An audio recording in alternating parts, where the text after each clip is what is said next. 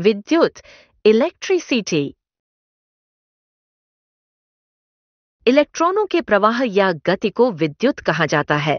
इलेक्ट्रॉनों की गति से विद्युत धारा या आवेश उत्पन्न होता है, जिसका उपयोग बल्ब और विभिन्न उपकरणों को बिजली देने जैसे कार्य करने के लिए किया जाता है।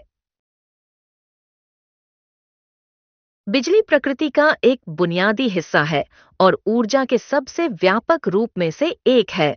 हम जो बिजली उपयोग करते हैं वह एक द्वितीयक ऊर्जा स्रोत है, क्योंकि इसका उत्पादन ऊर्जा के प्राथमिक स्रोतों जैसे कोयला, प्राकृतिक गैस, परमाणु ऊर्जा, सौर ऊर्जा, जल प्रवाह, पवन ऊर्जा को विद्युत शक्ति में परिवर्तित करके किया जाता है। विद्युत का निर्माण तब होता है जब इलेक्ट्रॉनों को जनरेटर से उत्पन्न गतिशील चुंबकीय क्षेत्र द्वारा चालक माध्यम से एक स्थान से दूसरे स्थान तक ले जाया जाता है।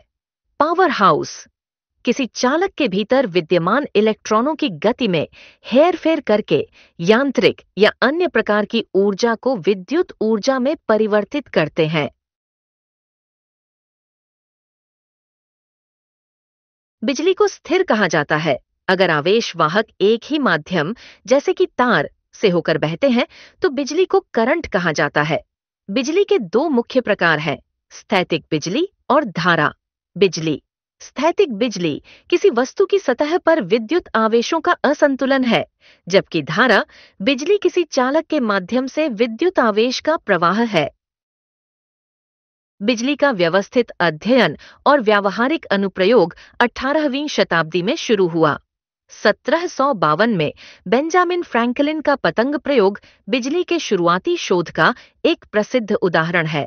वोल्टा द्वारा बैटरी का आविष्कार बिजली को ऊर्जा का एक उपयोगी रूप बनाने की दिशा में एक महत्वपूर्ण कदम था। समय के साथ माइकल फैराडे और अन्य जैसे वैज्ञानिकों ने बिजली को समझने और लागू करने में योगदान दिया।